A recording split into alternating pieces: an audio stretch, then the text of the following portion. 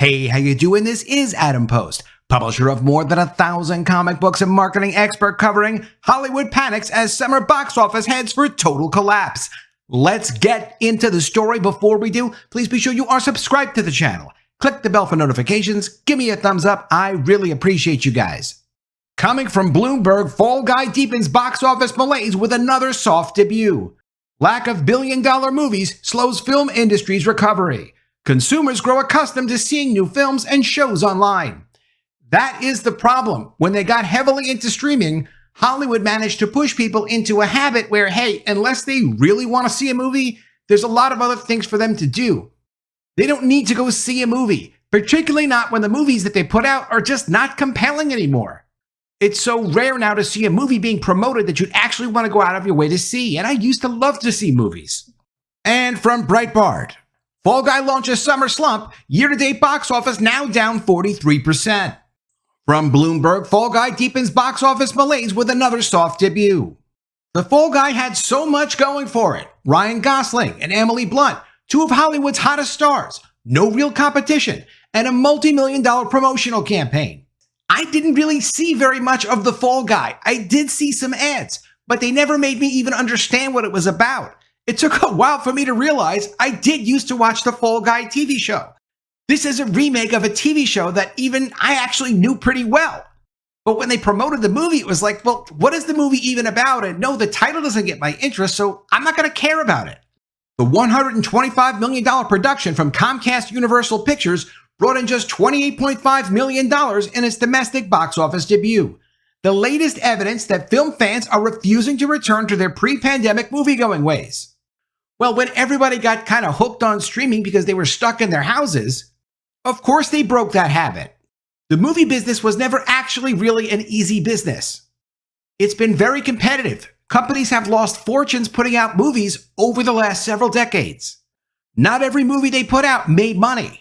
Disney was on a roll when they were focused on brands and they were delivering what people wanted. But as soon as they started to move away from that, the bottom fell out of Disney as well. Despite a few must-see pictures in recent years, such as 2023's Barbie and Oppenheimer, or 2022's Avatar: The Way of Water, ticket sales have stubbornly remained a third below pre-pandemic levels, imperiling the crucial summer box office season that begins the first weekend in May. It's possible no film tops $1 billion this summer, which would be the first year that's happened in almost 2 decades, excluding 2020 when cinemas were closed to comply with pandemic-related restrictions. Well, this summer's box office appears likely to suffer from both a smaller overall film slate and a relative lack of top-tier franchise pictures, according to Doug Kreutz, an analyst at Cowen. Sales are running down 22% year over year, and we expect summer box office to perform at that level or worse. In an earlier time, a film with the cast and caliber of The Fall Guy would almost certainly have done better. The picture earned critical praise, bringing together elements of an action movie and romantic comedy. Gosling, co-star of Barbie, and Blunt, recently in Oppenheimer, made numerous promotional appearances, including one together on NBC's Saturday Night Live that went viral on TikTok and Instagram. Keep in mind Comcast owns Universal Pictures, the studio that put out this movie, and they also own NBC. They have every possible advantage in terms of promotion and distribution for this movie. And it still didn't work. The biggest challenge for studios and theaters today may be getting film fans off their couches to see original fare from directors who aren't marquee names. Streaming soared in popularity during the pandemic and taught consumers to expect a steady diet of new movies and TV shows to watch at home for less than a weekend trip to the cinema. But also, people are watching YouTube much more. People are following Reels. People are following TikTok.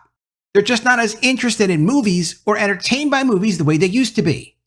The standard streaming plan at Netflix, which recently said its worldwide subscriber base hit 270 million, costs $15.50 a month, about what a single movie ticket costs in many markets. To distinguish the theater experience from what consumers see at home, theater owners are increasingly introducing larger screen formats such as those sold by IMAX Corp., which were a significant driver of ticket sales to Dune Part 2 and Oppenheimer. The latter title had grossed close to $1 billion globally. Movies don't typically need to reach $1 billion in ticket sales to be considered a success. Many earn multiples of their production costs and turn a profit without getting to $1 billion. But the lack of big pictures is a reminder that the industry remains in a hole. In 2019, Studios produced 9 films that grossed over $1 billion, a record year in which Disney alone supplied 7 of those movies. In 2018, there were 5. Last year, Hollywood delivered 2 films that topped $1 billion. If the industry fails to produce a $1 billion film this year, it will be the first time, excluding pandemic years, since 2008. Of this year's summer releases, only Inside Out 2 and Deadpool and Wolverine are expected to produce the domestic box office achieved by Oppenheimer in 2023, according to Cruise's estimates. And I have my serious doubts about Deadpool and Wolverine breaking $1 billion. They may do as much business as Guardians of the Galaxy 3. They may do better, but I don't think people trust or like Marvel anymore. I don't think people want to be bothered anymore. If it's an amazing movie, people will see it more than once, and yeah, it'd have a chance to do that. But I wouldn't be surprised for Deadpool and Wolverine to be at or just under what they did on Guardians of the Galaxy 3. It's not going to be another The Marvels. But I do have a hard time thinking people are going to go out of their way really to see Deadpool and Wolverine more than once, which means no $1 billion for them. Inside Out 2, I have no idea how that could possibly do $1 billion. I don't think it will. Let's see what happens. If you think it will, tell me why in the comments below. One reason is overall output, which has been hurt by sweeping budget cuts in Hollywood and lingering effects of strikes that shut down movie and TV production for months last year. Some films scheduled for release this year will come out in 2025 instead. Of course, Disney pushed multiple films out of the 2024 release date, knowing that those films need a lot of work and some of them probably shouldn't come out at all. Adam Aron, Chief Executive Officer of AMC Entertainment Holdings, the world's largest theater chain, said in April that major studios are producing an average of 64 films a year, compared with about 84 prior to the health crisis. As a result, box office sales in the US and Canada are expected to fall to $8 billion in 2024, down from $9 billion last year. That's hurting theater chain operators. Shares of AMC are down 46% this year. Marcus Corp, a cinema and hotel group, is down 18%. Metropolitan Theatres, a 100-year-old business, filed for bankruptcy in February. And just a month or two ago, Adam Aron, head of AMC, was telling people, no, I'm not going bankrupt. I don't see why we would file bankruptcy. Literally, AMC, the world's largest movie theater chain, is having to tell the industry, hey, don't worry about us. We're not going bankrupt. Not really. Still, studios rely on more than just box office for profit, including sales of consumer products tied to the films and online movie rentals. They also use movies to attract subscribers to streaming services and can license their pictures to competitors. They also license their movies to their own streaming services. There are a lot of ways for studios to distribute their movies, but if they're not successful at the box office, it hurts them in all those other places that they distribute their movies. And it also, of course, hurts them in licensing and consumer products. Some films in 2024 have performed strongly, including Dune Part 2, which delivered more than $700 million in ticket sales, as well as Godzilla vs. Kong, and Kung Fu Panda 4, which each grossed over $500 million. However, none of those would have made the top 10 in 2019 in terms of worldwide box office dollars. Some theater chains are coping better than others. Last week, Cinemark Holdings reported sharply higher first quarter profit, along with sales that nearly matched year-ago levels. Its shares are up 26% this year. And from Breitbart, Hollywood's summer box office looks bleak. Lack of blockbusters and a disappointing Fall Guy opening. This summer, there will be no Barbenheimer to save Hollywood. Facing a lack of buzzy blockbusters and a weak start with a disappointing opening of Universal's The Fall Guy starring Ryan Gosling, the summer of 2024 looks like it will be a long, difficult slog at the box office. After 3 years of steady gains since the pandemic, thanks to titles like Barbie, Oppenheimer, and Top Gun Maverick, Hollywood could experience a summer retrenchment. The Fall Guy, a comedy about Hollywood stunt performers, debuted last weekend to $28.5 million, falling short of the expected opening of $30 to $40 million. Hollywood's summer lineup is once again top-heavy with sequels: Planet of the Apes, Mad Max, Bad Boys, as well as an animated Inside Out 2 and Despicable Me 4. The only superhero movie on the summer calendar is Disney's Deadpool and Wolverine, a crossover between the Ryan Reynolds and Hugh Jackman franchises. While surprises do happen, Top Gun Maverick outperformed just about all expectations in 2022. The aforementioned sequels aren't expected to gross more than their predecessors. None of them is generating the same kind of pre-release buzz that lifted Barbie and Oppenheimer to the stratosphere. And that's what has to make you really wonder. If you have a major studio that is putting the word out, they do have trailers and they do have promotion, why isn't there more buzz for Deadpool and Wolverine? Certainly there is some buzz and some interest for Deadpool and Wolverine. But there isn't that type of mass hysterical excitement like there was for Barbie. Why not? It's because people just don't care about Marvel anymore, certainly not the way that they used to care about Marvel. I hate to have to say it, but it's almost like hooking up with your ex-girlfriend versus hooking up with your girlfriend while you were still in love before she became your ex. It's just not that exciting with Marvel anymore. It may be worth seeing, but it's not that exciting. The scarcity of superhero movies, a good thing depending on whom you ask, is due in large part to brand fatigue and plummeting quality, with recent titles including Disney's The Marvels starring Brie Larson and Sony's Madame Web bombing badly at the box office. There is a fatigue of poor quality superhero movies. People have had it with that. They've done too many for too many years for people to trust or get excited about superhero movies anymore. Disney's Marvel has actually severely damaged the superhero category, not just for themselves, but also for Warner Bros. DC films. And so far, 2024 has been a dud for Hollywood. Things have gotten so bad now that analysts are warning against buying Disney stock.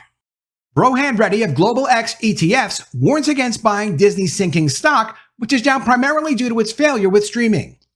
Quote, so Disney stock is down despite an earnings beat. What's going on? Quotes Andy Mills, asks Reddy. Well, subscribers are pretty tough to come by these days, and we've seen that with a number of different media stocks, Reddy said. Asked if he would be a buyer of Disney stock right now, this was his reply. Quote, no, I think streaming is a pretty challenging space to be in. The legacy media sector is one that a lot of institutional investors have largely stayed away from. It's really the companies that have a newer business model. Cracking that code is the challenge. But we do think the companies, for example, like Netflix that figure it out will be the ones that will be the winners in the future. Between Hulu, Disney Plus, and ESPN Plus, Disney actually had a fairly good quarter financially, losing just $18 million compared to the $216 million loss during the previous quarter and the $659 million loss this same quarter last year. Movie studios have a serious problem with not producing the kind of movies that people want to see. Movies was never an easy business to be in. Studios worked hard to try to figure out what kind of projects could they put together that would be satisfying creatively and commercially, both of those things being relatively important, with commercial usually being more important than creative, unless it was something that they did for a relationship purpose. For example, Warner Bros. Discovery, when the new CEO David Zaslav came in, had a deal with Clint Eastwood to make movies. Clint Eastwood is a super legend, but his movies stopped making money a long time ago. But when Zaslav came in, he said, no, we're not going to do that anymore. We're only going to make movies that can make money. And that's going to be our focus. And everyone in the company will know that we're going to focus on making money. Well, it's always been a struggle to make money in movies.